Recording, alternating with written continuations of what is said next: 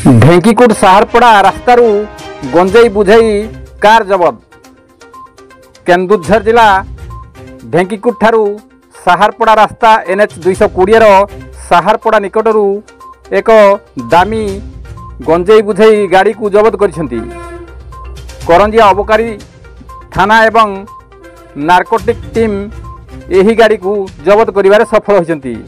गाड़ीटी उदयपुर रास्तार टभासर छकरू टेंड्रा दे खसीजा उद्यम करुवा बेले narcotic team यार पिछा कर टेंड्रा आहार बंद निकटरू यही गाड़ी को धरबार सक्षम होती।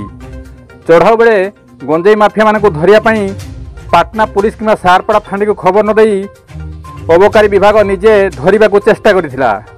तेबे national human rights block team office छेंडीपदा लेखाथिबा यही दामिका कार OD 02 DB 7611 भितर 171 किलो गंजेई थिबा जमा पड़ी।